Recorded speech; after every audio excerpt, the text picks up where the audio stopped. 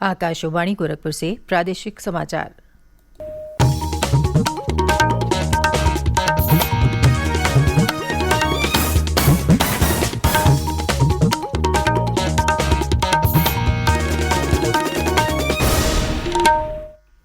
नमस्कार। समाचार बुलेटिन के साथ मैं सुकीर्ति अस्थाना। पहले मुख्य समाचार। भारतीय जनता पार्टी के नवनिर्वाचित विधायकों की लखनऊ में बैठक आज। विधायक दल के नेता का किया जाएगा चुनाव। कार्यवाहक मुख्यमंत्री योगी आदित्यनाथ ने नई दिल्ली में भाजपा अध्यक्ष जेपी नड्डा और केंद्रीय पर्यवेक्षक अमित शाह से की मुलाकात। कल शाम 4 बजे लखनऊ में आयोजित होगा नए मुख्यमंत्री का शपथ ग्रहण समारोह। विधान परिषद के स्थानीय निकाय चुनाव के दूसरे चरण के लिए नामांकन पत्रों की जांच में 5 नामांकन निरस्त हुए। कई जिलों में समाजवादी पार्टी के प्रत्याशियों ने अपना नामांकन वापस लिया। और यूपी बोर्ड की हाई स्कूल और इंटरमीडिएट की परीक्षाएं आज से हो रही हैं शुरू। लगभग 52 लाख परीक्षार्थी होंगे शामिल।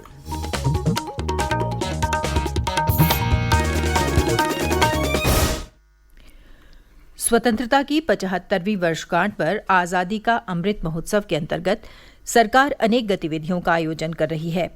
इसी क्रम में प्रादेशिक समाचार एकांश आकाशवाणी गोरखपुर विशेष प्रश्नोत्तरी का आयोजन कर रहा है। इसके तहत हर सप्ताह बृहस्पतिवार को प्रादेशिक समाचार बुलेटिन में श्रोताओं से एक प्रश्न पूछा जाता है।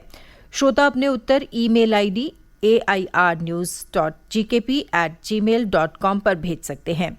सही जवाब देने वालों में से एक भाग्यशाली विजेता के नाम की घोषणा अगले दिन शुक्रवार को समाचार बुलेटिन में की जाएगी। विजेता का नाम हमारे ट्विटर हैंडल और यूट्यूब चैनल पर भी फ्लैश किया जाएगा। आज का प्रश्न है, सन्यासी विद्रोह पर आधारित उपन्यास आनंद मठ किसकी रचना है? प्रश्न एक बार फिर सुन लें। सन्यासी विद्रोह पर आधारित उपन्यास आनंद मठ किसकी रचना है? आप जवाब के साथ अपना नाम, पता और फोन नंबर अवश्य भेजें ताकि विजेता बनने पर आपसे संपर्क किया जा सके। अब समाचार विस्तार से।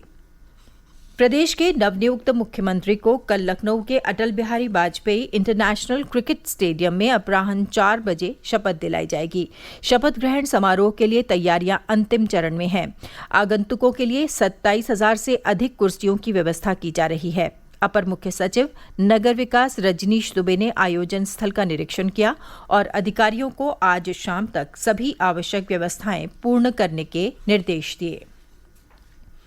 भारतीय जनता पार्टी के नवनिर्वाचित विधायकों की आज लखनऊ में बैठक होगी, जिसमें विधायक दल के नेता का चुनाव किया जाएगा।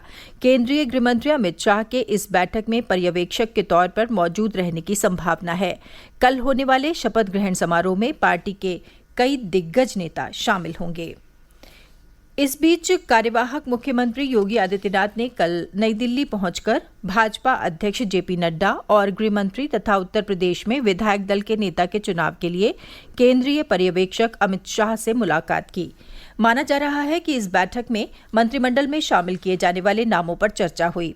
वहीं भाजपा की नई सरकार के शपथ ग्रहण समारोह को यादगार बनाने के लिए गोरखपुर में भी बड़े स्तर पर तैयारियां हो रही हैं। भाजपा पदाधिकारी और कार्यकर्ता शहर में शपथ ग्रहण समारोह के लाइव प्रसारण और इसमें बड़ी संख्या में लोगों की भागीदारी सुनिश्चित करने के लिए जोर शोर से तैयारियों में जुटे हैं। राज्यपाल आनंदीबेन पटेल ने भाजपा के वरिष्ठ नेता और गोंडा जिले की मनकापुर सीट से विधायक रमापति शास्त्री को विधानसभा का प्रोटेम स्पीकर नियुक्त किया है। प्रोटेम स्पीकर के रूप में श्री रमापति शास्त्री विधायकों को सदन में शपथ दिलाएंगे और विधानसभा द्वारा अध्यक्ष के निर्वाचन तक इस पद पर बने रहेंगे। प्रदेश में स्थानीय प्राधिकरण निर्वाचन क्षेत्रों के विधान परिषद चुनाव के दूसरे चरण के लिए कल नामांकन पत्रों की जांच की गई। इस चरण की 7 सीटों पर कुल 25 नामांकन हुए थे, जिसमें से 5 विभिन्न कारणों से निरस्त हो गए, जिसके बाद इन सीटों पर अब 20 उम्मीदवार शेष बचे हैं। देवरिया सीट से एक नामांकन पत्र खारिज हुआ, जिसके बाद यहां से अब 6 प्रत्याशी चुनाव मैदान में बचे हैं। फैजाबाद सीट से भी एक नामांकन पत्र खारिज हुआ, जिसके बाद यहां उम्मीदवारों की संख्या 4 रह गई है। गोंडा से भी एक नामांकन पत्र खारिज होने के बाद प्रत्याशियों की संख्या 3 बची है। गोरखपुर महाराजगंज सीट से भी एक नामांकन पत्र निरस्त हुआ, जिसके बाद इस सीट पर 2 उम्मीदवार बचे हैं। बलिया से भी एक नामांकन पत्र खारिज हुआ, जिसके बाद यहां भी प्रत्याशियों की संख्या 2 रह गई है। बस्ती सिद्धार्थनगर सीट पर 3 प्रत्याशी चुनाव मैदान में हैं। दूसरे चरण के लिए नाम वापसी की अंतिम तारीख 25 मार्च है। वहीं पहले चरण की 29 सीटों पर नाम वापसी का आज अंतिम दिन है। इस चरण की 29 सीटों पर कुल 105 उम्मीदवार चुनाव मैदान में हैं। सबसे अधिक 6 उम्मीदवार मेरठ, गाजियाबाद, आगरा, फिरोजाबाद, प्रतापगढ़ और रामपुर बरेली सीट पर हैं। इस बीच कई सीटों पर समाजवादी पार्टी के प्रत्याशियों के नामांकन पत्र वापस लेने के समाचार हैं। बदायूं सीट से सपा प्रत्याशी सिनोद शाक्य ने अपना नामांकन वापस ले लिया है, जिसके बाद भाजपा प्रत्याशी वागीश पाठक के निर्विरोध निर्वाचित होने का रास्ता साफ हो गया है। गाजीपुर से सपा प्रत्याशी भोलानाथ शुक्ल ने भी अपना नामांकन वापस लिया है, जिससे सीट पर अब भाजपा प्रत्याशी विशाल सिंह चंचल का मुकाबला निर्दलीय प्रत्याशी मदन यादव से है। मिर्जापुर सोनभद्र सीट से सपा प्रत्याशी श्री रमेश ने भी पर्चा वापस ले लिया है, जिसके बाद भाजपा उम्मीदवार श्याम नारायण उर्फ विनीत सिंह का निर्विरोध निर्वाचन तय है। पहले और दूसरे चरण की सभी 36 सीटों के लिए मतदान 9 अप्रैल को होगा। मतों की गिनती 12 अप्रैल को की जाएगी। प्रादेशिक समाचार आप आकाशवाणी गोरखपुर से सुन रहे हैं।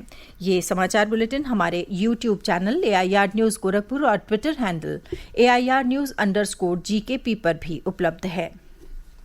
उत्तर प्रदेश माध्यमिक शिक्षा परिषद की हाई स्कूल और इंटरमीडिएट की परीक्षाएं आज से शुरू हो रही हैं।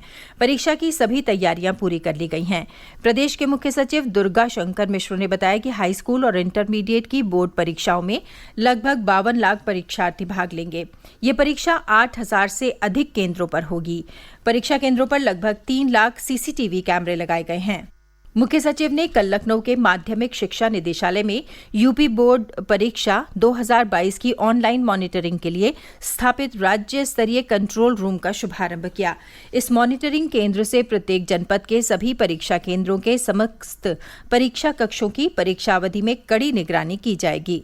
कंट्रोल रूम द्वारा प्रश्न पत्र खुलने से लेकर परीक्षा के बाद कॉपियों की सीलिंग और पैकिंग तक ऑनलाइन निगरानी होगी। इस अवसर पर मुख्य सचिव ने कहा कि परीक्षा की शुचिता प्रभावित करने वालों पर कड़ी कार्रवाई होगी तथा सोशल मीडिया पर अफवाह फैलाने वाले दंडित होंगे। मुख्य सचिव ने बताया कि सभी जिलाधिकारियों एवं पुलिस अधिकारियों को शांतिपूर्ण एवं नकल विहीन परीक्षाएं कराने के लिए निर्देश दिए गए हैं। राज्य पोषण मिशन के तहत प्रदेश में 21 मार्च से 4 अप्रैल तक चौथे पोषण पखवाड़ा का आयोजन किया जा रहा है। राज्य पोषण मिशन के निदेशक कपिल सिंह ने बताया कि पोषण पखवाड़ा के प्रथम सप्ताह में 6 वर्ष से कम उम्र के बच्चों का वजन और लंबाई ऊंचाई की माप लेकर पोषण ट्रैकर ऐप पर अंकित किया जाएगा। पोषण पखवाड़ा के दूसरे सप्ताह में लैंगिक संवेदनशीलता, जल प्रबंधन, एनीमिया की रोकथाम एवं प्रबंधन तथा स्वस्थ मां एवं बच्चों के लिए स्थानीय साग सब्जियों के प्रयोग का प्रोत्साहन विषयों पर जन जागरूकता गतिविधियों का आयोजन किया जाएगा। प्रतापगढ़ से विधान परिषद सदस्य अक्षय प्रताप सिंह उर्फ गोपाल जी को न्यायालय ने फर्जी पते पर शस्त्र लाइसेंस लेने के मामले में 7 साल की जेल की सजा सुनाई है। इसके अलावा उन पर 10,000 रुपए का जुर्माना भी लगाया गया है। मामले की सुनवाई कर रही MP MLA कोर्ट ने बीती 15 मार्च को अक्षय प्रताप को दोषी करार दिया था। कुशीनगर जिले के कसिया थाना क्षेत्र के कुड़वा दिलीप नगर के सिसई टोला में जहरीली टॉफी खाने से एक ही परिवार के 3 मासूमों सहित 4 बच्चों की मौत हो गई। पुलिस अधीक्षक सचिंद्र पटेल ने बताया कि खाद्य सुरक्षा की टीम को मौके पर जांच के लिए भेजा गया है। जांच में जो भी दोषी सिद्ध होगा उसके खिलाफ सख्त कार्रवाई की जाएगी। इस बीच कार्यवाहक मुख्यमंत्री योगी आदित्यनाथ ने घटना पर दुख व्यक्त करते हुए पीड़ित परिवार को तत्काल सहायता दिए जाने और मामले की जांच के निर्देश दिए हैं। और अंत में मुख्य समाचार एक बार फिर। भारतीय जनता पार्टी के नवनिर्वाचित विधायकों की लखनऊ में बैठक आज। विधायक दल के नेता का किया जाएगा चुनाव।